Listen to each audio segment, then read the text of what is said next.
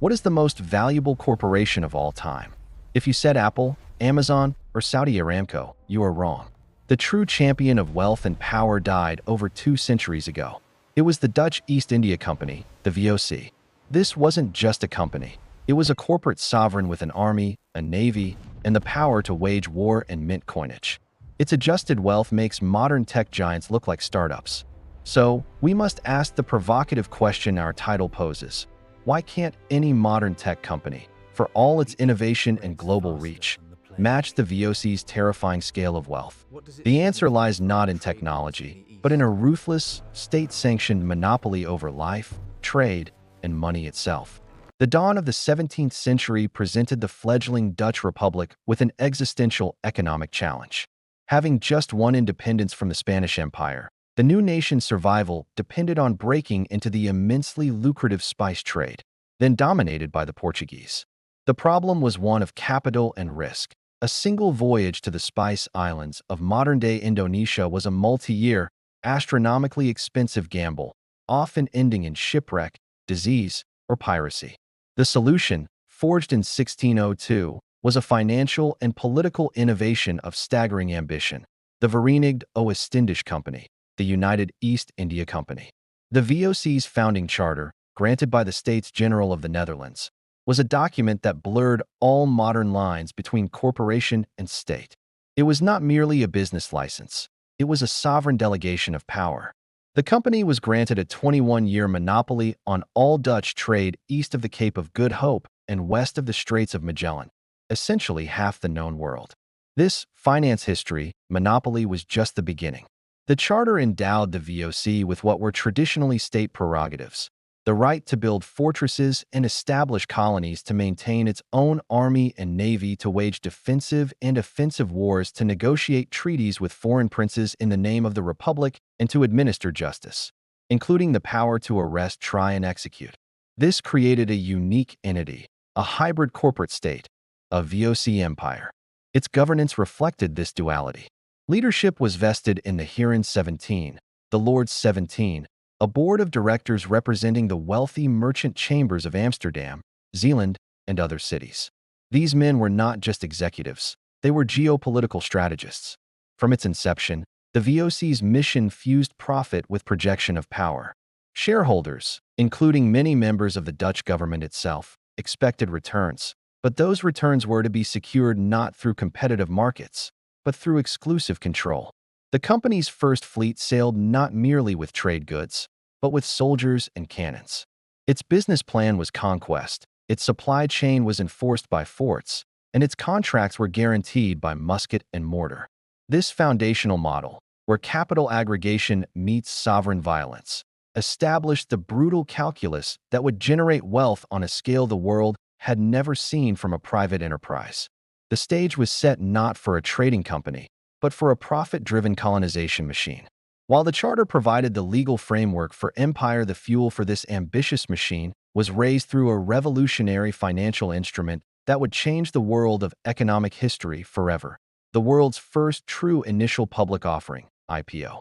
In 1602, the VOC offered shares to the general public on the Amsterdam Bourse. This was fundamentally different from earlier, voyage-specific partnerships. The capital raised, a colossal 6.5 million guilders, equivalent to tens of billions in today's dollars, was permanent. It created what we now call equity. Investors, from wealthy burghers to shopkeepers and craftsmen, bought into the company as a continuing enterprise, not a single voyage. This permanent capital was the masterstroke.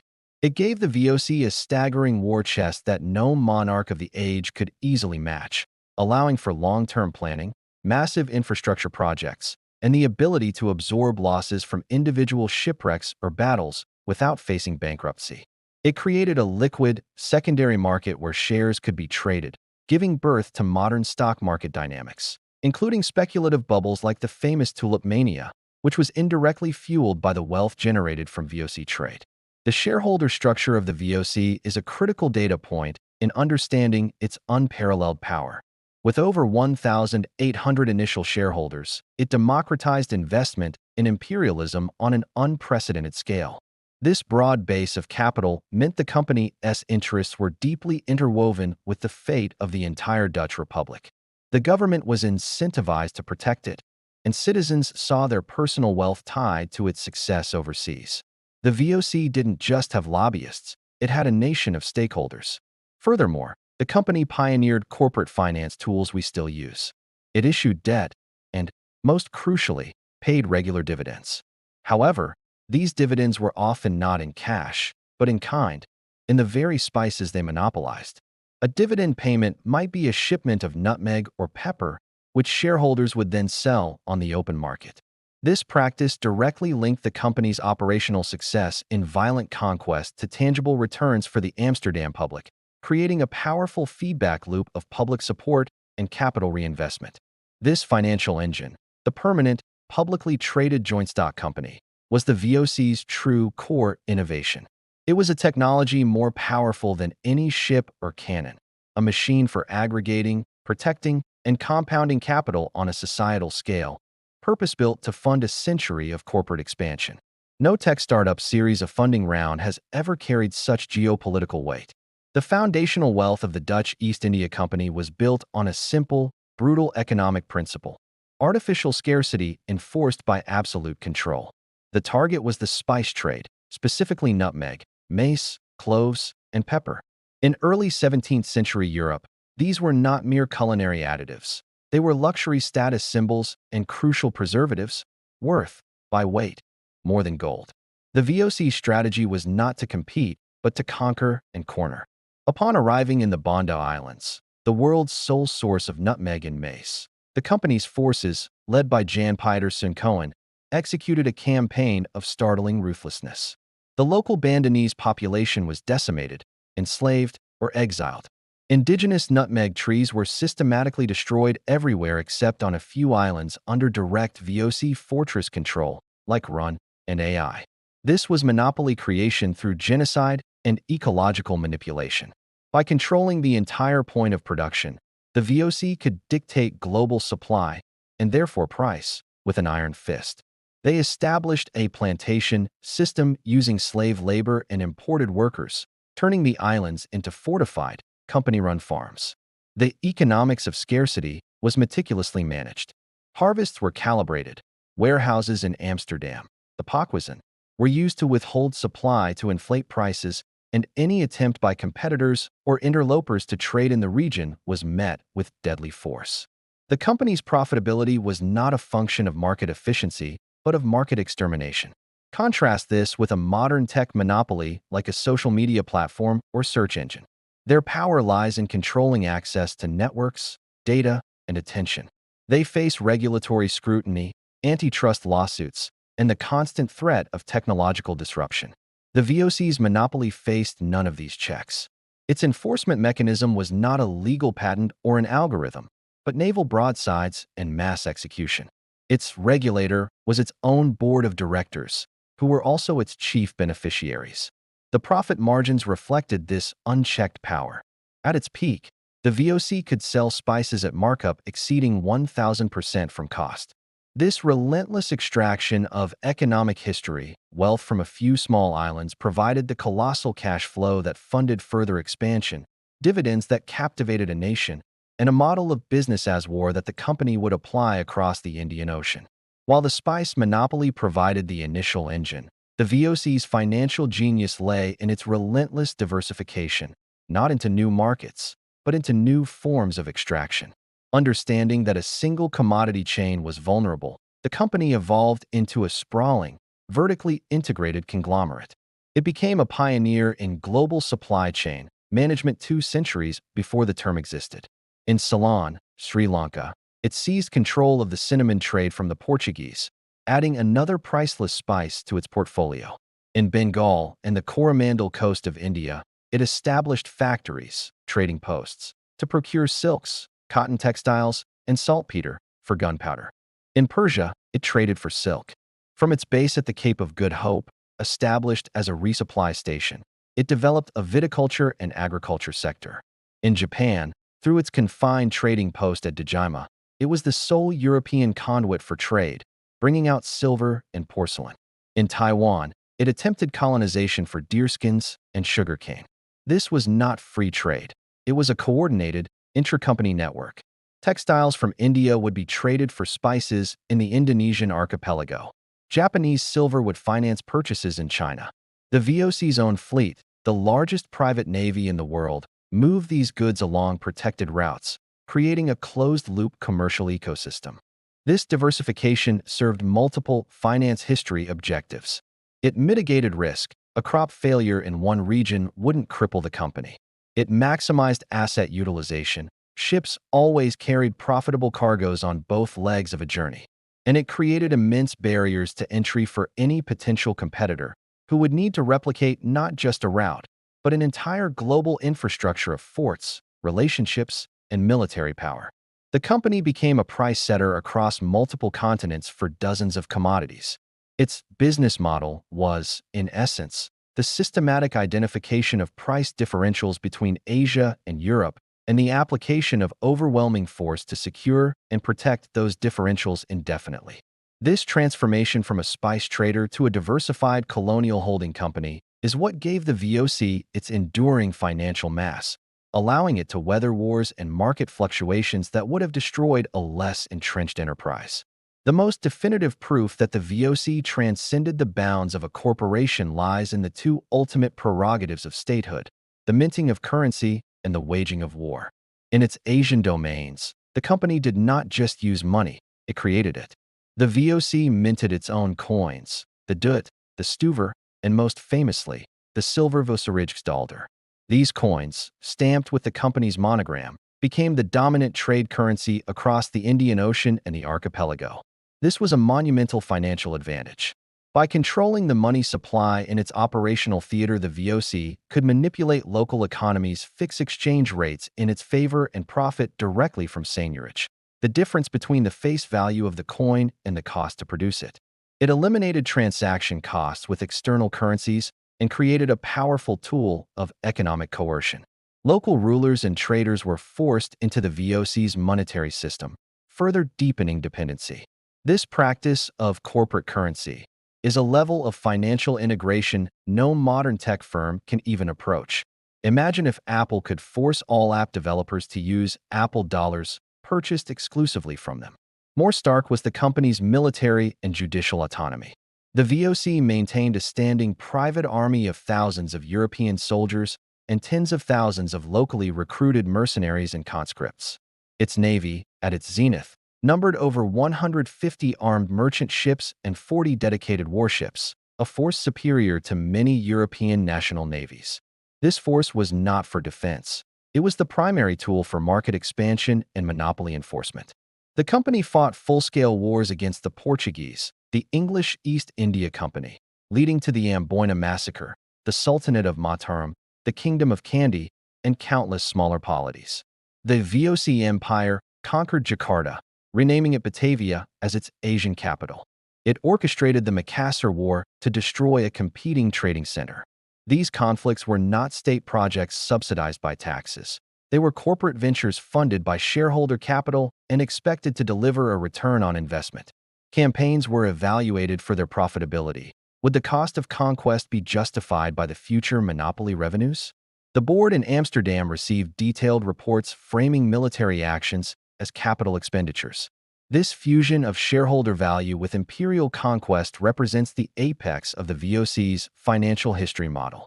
The company internalized the costs of violence, treating armies and fortresses as necessary line items on a balance sheet aimed at controlling economic history, supply, and demand. For a modern equivalent, one would have to imagine Amazon possessing its own independent military invading a country to secure exclusive mining rights for lithium and funding it all through stock offerings, a notion that immediately clarifies the unbridgeable gulf between the VOC and even the most powerful contemporary corporation. The central, tantalizing question demands a data-driven answer. Just how wealthy was the Dutch East India Company in modern terms? Direct comparisons of guilders to dollars are meaningless due to centuries of inflation. The true metric is relative economic impact. Economists and historians like Timothy Brook and William Bernstein use a method comparing the company's size to the total output of the surrounding economy, its share of Dutch, or global GDP. By these measures, the VOC's figures are staggering. At its zenith in the late 1600s, the VOC employed over 50,000 people worldwide, operated a fleet comprising nearly half of the world's total shipping tonnage, and paid dividends averaging 18% annually for almost 200 years. In 1637, during Tulip Mania, its market capitalization was estimated at 78 million Dutch guilders. To contextualize, the entire annual revenue of the English government at that time was about 5 million guilders. Adjusting for the modern global economy scale, multiple analyses converge on a staggering valuation. A widely cited calculation suggests that if the VOC's 1637 market cap of 78 million guilders represented a similar share of Dutch GDP as Apple's market cap does of U.S. GDP today, its modern equivalent would be over $7.9 trillion. Let that number settle. $7.9 trillion. Apple's all-time highest market capitalization briefly touched $3 trillion. Microsoft, around $3.1 trillion. Saudi Aramco, just over $2 trillion. The VOC, by this conservative finance history metric, was worth more than Apple and Microsoft combined at their peaks. Even if one disputes the precise calculation, the order of magnitude is undeniable. The company commanded a significant percentage of global trade and finance. Its ships carried more cargo than all its competitors combined. Its influence on the Amsterdam Stock Exchange was absolute. Its bonds considered the safest investment in Europe. This comparison reveals the qualitative difference in their wealth. Modern tech wealth is largely paper wealth, valuations based on future earnings potential, user growth, and intellectual property. It is liquid, volatile, and subject to market sentiment. VOC wealth was tangible, brutal, and rooted in physical control. It was wealth measured in warehouses bursting with spices, in chests of silver bullion, in the productive capacity of enslaved peoples on conquered islands, and in the perpetual revenue streams guaranteed by canon. Its economic history, valuation was not a speculative promise, but a capitalization of a proven, violent extractive machine. The VOC wasn't valued for its potential to change the world. It was valued for its proven capacity to own and tax a significant part of it. To crystallize the difference, let's conduct a direct thought experiment pitting the archetypal modern tech titan, Apple Incorporated, against the VOC. Apple's wealth is built on a cycle of innovation, design, and marketing. It invests billions in R&D to create products, iPhone, MacBook, and ecosystems, iOS, App Store, that consumers voluntarily purchase at high margins. Its power lies in brand loyalty, network effects, and relentless iteration. It faces fierce competition from Samsung, Google, and Microsoft. Its empire is digital and contractual, enforced by patents and terms of service, not by fortifications. It must navigate complex international regulations, tax laws, and data privacy rules. Apple changes consumer behavior. It does not, by itself, alter geopolitical borders. Now, place Apple in 1620. To secure a monopoly on the silicon for its chips, it would need to conquer and garrison the mines of Bavaria. To control the cobalt for its batteries, it would need to launch a naval invasion of the Congo coastline. To ensure the low-cost assembly of its devices, it would need to subjugate entire regions, enslave the population, and fight off competing English and French tech companies sending their own private armies. The cost structure, the risk profile, and the very nature of the enterprise would be unrecognizable. This is precisely what the VOC did, but for nutmeg and pepper. The VOC's model was not innovation-driven, but extraction-driven. Its R&D was in military logistics and colonial administration. Its product launches were the seizure of new territories. Its network effects were enforced by treaty and terror. It didn't create new demand. It violently controlled the supply of existing, desperate demand. This is the core finance history dichotomy. Modern corporate wealth, even at its most monopolistic, is largely accretive. It builds new layers on the global economy. The VOC's wealth was largely extractive. It captured and redirected existing flows of value through coercion. Apple's profit is a slice of the value it arguably creates for users. The VOC's profit was a tax on the right to exist and trade in its domain. The former is constrained by the market and the law. The latter was the market and the law. This fundamental difference in the source and sanction of profit explains the vast gulf in their respective scales of power and wealth concentration. The engine of the VOC's dominance had a critical, invisible component: its seamless fusion with the Dutch state. This was not a company that lobbied the government. It was a company in which the government was a foundational stakeholder and architect. The States General granted the charter, held shares, and had direct representatives involved in company oversight. Key VOC directors, the Huron 17, were often prominent members of the governing regent class. This created a perfect alignment of interest. The Republic's geopolitical ambitions, breaking Iberian power, funding its wars of independence, were achieved through VOC conquests. The company's profits enriched the state's coffers and its citizens, cementing public support. This fusion granted the VOC a shield of legal impunity that no modern corporation possesses. Its actions in Asia were not subject to Dutch law in any meaningful way. Its charter was its law. Accusations of piracy, mass murder, slavery, or treaty violation by foreign powers were handled as state-to-state diplomatic issues, with the Dutch government defending its corporate proxy. When the English East India Company protested the torture and execution of its agents in the Amboina Massacre of 1623, the Dutch government dismissed it as a corporate matter. This impunity was a financial superpower. It allowed the VOC to operate at a level of moral and legal hazard that drastically reduced the cost of doing business. There were no war crimes tribunals, no international courts, no alien tort statutes. The only accountability was to shareholders, and shareholders cared only for dividends, which the company's methods reliably delivered. Compare this to a modern multinational like Shell or BP, which must answer to complex international environmental and human rights laws, or a tech firm like Meta, scrutinized by global data regulators. Their legal departments are colossal cost centers managing existential risk. The VOC's legal department created existential risk for others. This state-corporate fusion meant that the company's liabilities were socialized, its wars became national conflicts, while its profits were privatized, paid to shareholders. This asymmetrical structure is the invisible lever of economic history that amplified its wealth. It wasn't just a powerful company. It was the sharp, profit-driven instrument of a rising imperial nation. The modern equivalents are vague and constrained. Military-industrial contractors rely on state contracts, but don't make foreign policy. The VOC didn't just rely on the state. It executed state policy for profit, with a blank check for violence. That partnership is the irreproducible core of its financial might. Paradoxically, the very model that generated the VOC's obscene wealth contained the seeds of its own slow, protracted demise. The decline was not a sudden collapse, but a century-long unraveling, a masterclass in economic history, complacency, and structural failure. The first crack was self-inflicted, the success of its monopoly. By flooding the European market with spices, the VOC gradually eroded the very scarcity that created its exorbitant prices. Pepper and nutmeg, once worth a fortune, became more commonplace and affordable.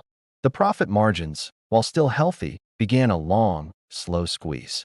The company's response was not innovation, but doubling down on its extractive model, seeking new monopolies and raising internal costs. The second fatal flaw was the crippling cost of its own sovereignty.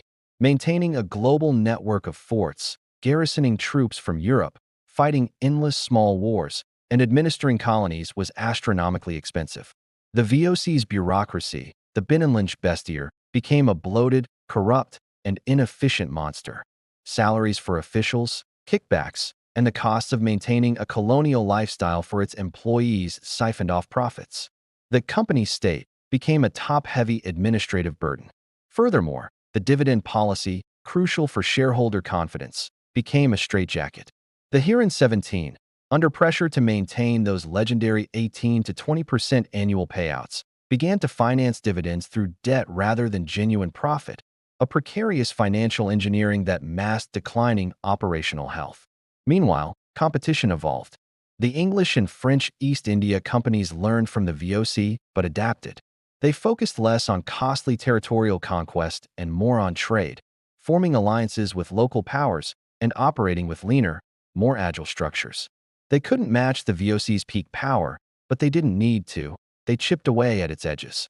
Crucially, they were backed by rising nation-states, England, France, that would soon eclipse the Dutch Republic in overall military and economic power. The Fourth Anglo-Dutch War, 1780–84, was a catastrophe, revealing the VOC's vulnerability. The British Royal Navy, a true national force, crippled the company's shipping, blockaded its home ports, and seized many of its colonies. The VOC, its private navy outmatched, was exposed as a corporate entity whose military power was only viable in the absence of peer competition from major states. By the 1790s, it was effectively bankrupt, its debts nationalized, and its assets dissolved by the new Batavian Republic in 1799. Its end was not with a bang, but a state bailout and liquidation.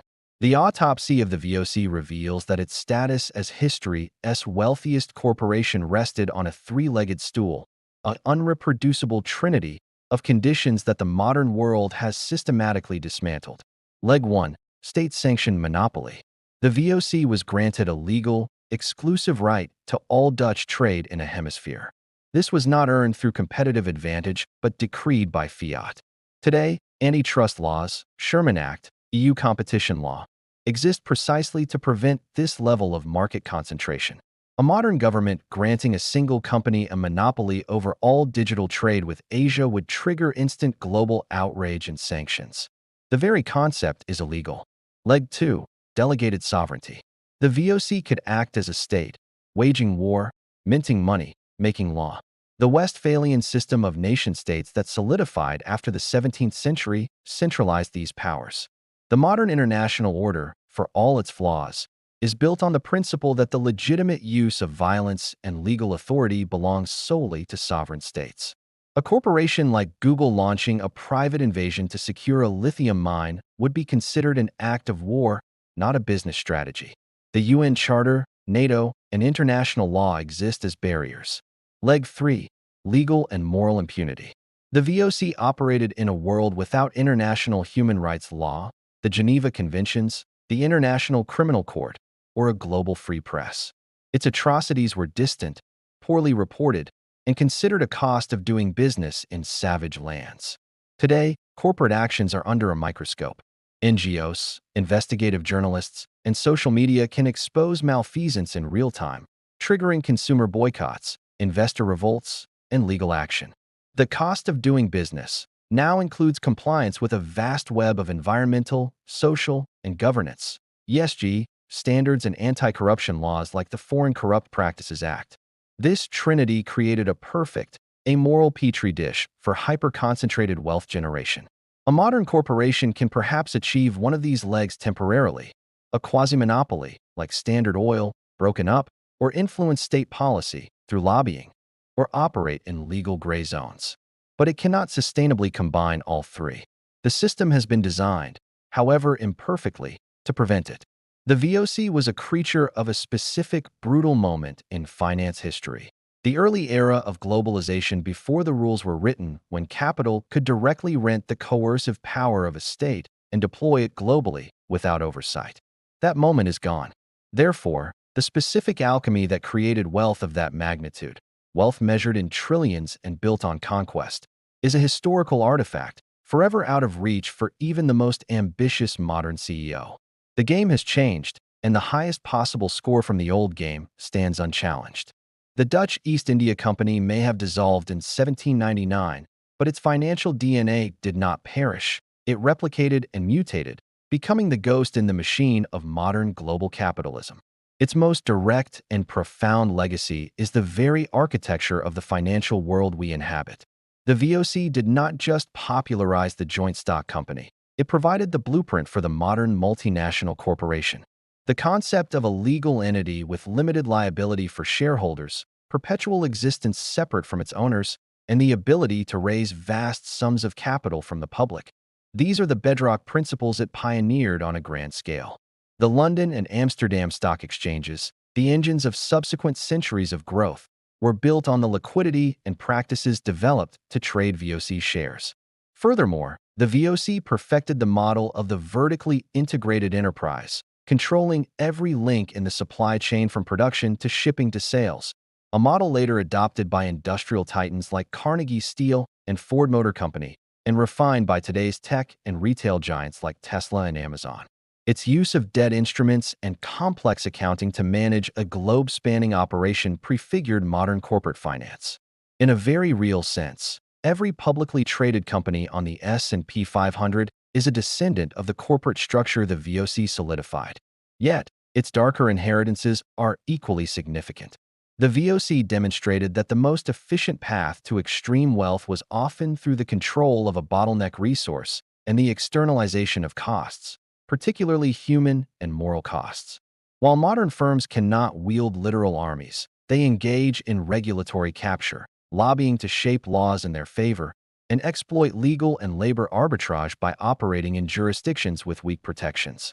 The VOC mindset of prioritizing shareholder returns above all else, of treating geopolitical instability as a market opportunity, and of viewing vast populations as either labor pools or consumer markets, persists.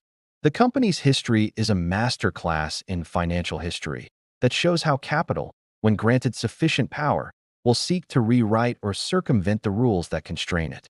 Its story is the primordial example of profit dongji trumping ethics, a tension that defines corporate scandals from the East India companies to Enron to the opioid crisis. The VOC's ghost whispers that the ultimate corporate ambition is not just to dominate a market, but to become indistinguishable from the rules of the market itself. A critical test of the VOC's unique model is to examine its greatest imitator and rival, the English East India Company, EIC. Founded 2 years earlier in 1600, the EIC followed a similar trajectory, but with key differences that ultimately underscore the VOC's singular potency. Initially, the English company was a less aggressive, less capitalized competitor, often forced to trade in the VOC's shadow. However, over time, particularly in the 18th century, the EIC eclipsed its Dutch counterpart in sheer territorial control, most notably conquering the Mughal successor states in India. Yet, in terms of pure, concentrated financial wealth and efficiency of extraction, a strong argument can be made that the VOC remained the superior machine. The EIC's path to wealth was different. It gained control of land revenue, taxing millions of Indian subjects, becoming a de facto state. This made it enormously powerful, but also bureaucratically cumbersome and politically vulnerable. Its wealth was tied to the administrative nightmare of governing a subcontinent, leading to corruption, famine, and ultimately, direct takeover by the British Crown after the 1857 rebellion. The EIC became so entangled with the state that it was consumed by it. The VOC, in contrast, focused relentlessly on port and spice control and intra-Asian trade. It avoided large-scale land empire on the Indian model. This kept its operations more commercially focused, its profit margins higher from trade rather than taxation, and its relationship with the Dutch state one of powerful symbiosis rather than eventual annexation. Financially, the VOC was more profitable for longer for its shareholders. The EIC, while creating vast fortunes, also experienced more dramatic booms and busts and faced constant liquidity crises. This comparison is vital for our economic history analysis. It shows that simply copying the corporate sovereign model did not guarantee identical results. The VOC's specific advantages, its earlier financial innovation, its ruthless focus on choke point monopolies rather than territorial administration, and its deeply integrated support from the commercially obsessive Dutch Republic, made it a leaner, more financially optimized entity. The EIC proved that the model could be scaled to conquer a continent, but in doing so, it sacrificed some of the pure, shareholder-centric financial efficiency that made the Dutch company the unparalleled champion of corporate wealth. The English copy was larger in political impact, but the Dutch original was sharper in financial design. Beyond balance sheets and charters, the VOC endures as a powerful psychological archetype in the finance history of the human mind, the ultimate cautionary tale of unfettered corporate power. It represents the end state of the profit motive when liberated from all ethical, legal, and competitive constraints. In the public imagination, corporations are often personified as greedy, as innovative, as benevolent. The VOC stands as the personification of corporate psychopathy, a legal entity designed to feel no guilt, recognize no authority but its own charter, and measure all value, human life, ecological balance, cultural heritage, solely in guilders and dividend percentages. This archetype resonates because we see shadow versions of it today. We fear the company that grows so large it becomes too big to fail, holding governments hostage. We debate the morality of algorithms that maximize engagement at the cost of social cohesion, or supply chains that deliver cheap goods through obscured human suffering. The VOC is these fears realized in historical fact. It was the original too-big-to-fail entity whose final bankruptcy required a state bailout. It ran algorithms of violence and monopoly instead of code. Its supply chain was built on slavery and conquest. Engaging with the VOC's history forces a critical introspection about the structures we build. It asks, what is the natural limit of a corporation's power? At what point does a tool for organizing economic activity become a threat to the very societies it is meant to serve? The VOC answers decisively. The limit is where the state's power ends. Its story is a permanent warning that the marriage of capital and sovereignty is inherently dangerous. For modern viewers in the Blood Money Files audience, this is the visceral takeaway. The VOC is not a relic, it is a mirror. Its history chills us not because it is alien, but because it demonstrates the logical extreme of impulses for growth, for market share, for shareholder return that are celebrated in business schools and boardrooms today. It proves that the most successful business model in history, in pure financial terms, was also one of the most brutal. That unsettling paradox is the heart of its enduring psychological power and its essential role in our understanding of the dark foundations of the modern economic world. Given its staggering success, the haunting question persists: could a VOC-like entity rise again? The straightforward answer is no. The explicit, legal trinity of monopoly, sovereignty, and impunity is irreproducible. However, a more nuanced analysis reveals that while the forms are forbidden, the functions are constantly being reinvented within new constraints. The barriers are formidable. International law, nation-state sovereignty, global media, and activist NGOs create a panopticon that makes VOC-style overt conquest and slavery impossible for a legitimate corporation. Antitrust regulators, though often outgunned, provide a check on monopoly power. Yet, the drive for market dominance and risk mitigation pushes modern corporations to seek functional equivalence. Consider the corporate sovereignty of special economic zones, SEZs, or company towns, where corporations negotiate exceptional legal and tax privileges. Look at the quasi-monopolies of digital platforms, Amazon's dominance of e-commerce logistics, Google's in search, Meta's in social networking, which, while not legal monopolies, exert market power that rivals it. Their laws are their terms of service and algorithms governing billions. Their wars are fought with lobbyists, lawsuits, and strategic acquisitions to neutralize competitors. The new frontier is not territory, but data, attention, and technological standards. The company that achieves an uncontested monopoly over a foundational future technology, like artificial general intelligence, AGI, quantum computing, or a brain-computer interface platform, could wield power with VOC-like consequences. If such a company were based in a jurisdiction with a close, permissive state relationship, a modern-day equivalent of the VOC Dutch Republic fusion, the potential for concentrated power is immense. Their army could be unmatched AI systems or cyber capabilities. Their currency could be a dominant digital token or credit system. The critical difference is constraint. A modern VOC would face immediate global regulatory counterpressure. Its actions would be visible and debatable. The question, therefore, shifts.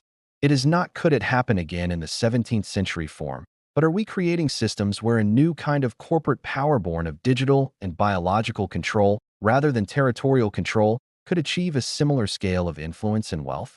The barriers are higher, but the stakes, control over information, identity, and cognition, are even more fundamental than control over nutmeg. The VOC's lesson is that when the right technology, the joint stock company, meets a permissive governance framework and a bottleneck resource, explosive concentration of power is the result. We must be vigilant that our new technologies and financial structures do not recreate that ancient, predatory pattern in a 21st century guise. As we close the ledgers on the Dutch East India Company, we must attempt a final accounting that goes beyond adjusted market capitalization. The VOC's financial statements, meticulously kept in the West Indish use, recorded assets, liabilities, and profit. But they had no column for human suffering, ecological devastation, or cultural destruction. This is the blood in the blood money files. Any true measure of the VOC's wealth must acknowledge it was built on a foundation of incalculable cost. The human cost spans continents, the decimated populations of the Bondi Islands, the countless lives lost in VOC naval battles and sieges, the slaves and indentured laborers who died in its plantations, mines, and ships, the societies destabilized by its gunpowder diplomacy and ruthless commercial practices. The economic cost includes the systematic deindustrialization of regions like India, where the VOC's trade policies undermined local textile manufacturing to serve its export goals. The ecological cost involved the deliberate destruction of nutmeg forests to create artificial scarcity and the transformation of island ecosystems into monoculture plantations. This final ledger forces us to confront the nature of historical wealth itself. The VOC's $7.9 trillion equivalent is not a neutral number. It is a monument to a specific, violent process of value transfer. The spices that piled up in Amsterdam warehouses were not created ex nihilo. They were extracted, at a horrific discount, from the lands and labor of others. The company's legendary dividends were, in part, a distribution of this extracted value. This is the core paradox of its unmatched wealth. Its peak financial valuation is directly correlated with its peak exercise of coercive, anti-competitive, and often horrific power. Therefore, the ultimate answer to our Title-S question, why no modern tech company can match the VOC's wealth, is both financial and moral. Financially, they cannot because the legal and ethical operating system of the world no longer permits the methods required. Morally, we should hope they never do. The VOC stands as the absolute benchmark for corporate financial success, but it is a benchmark set in hell. Its record endures not as a model to emulate, but as a limit case to understand. It shows us the outer edge of what is possible when capital is fused with sovereignty and absolved of conscience. In the modern economy, wealth creation is ideally a positive-sum game of innovation and value addition.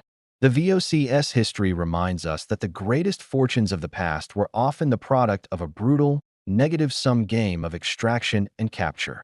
Its wealth was real, its power was awe-inspiring, but its cost renders its triumph a chilling monument, not in marble, but in blood and money. So, the verdict is clear. No modern tech giant can match the VOC's wealth because the world no longer permits a corporation to be a private army, a mint, and a law unto itself. The VOC's record wealth was a product of a unique, brutal moment where money could buy sovereignty. VOC traced its rise from a revolutionary IPO to its collapse under the weight of its own corruption. Its story is the origin story of modern capitalism, and its darkest warning. If you found this financial autopsy compelling, the story deepens. Next week, we dissect the English East India Company, how a corporate copycat used debt, deception, and dividend manipulation to conquer an entire subcontinent, and why its collapse was even more spectacular. Subscribe to Blood Money Files and hit the notification bell. The history of money is written in blood, and we're just getting started.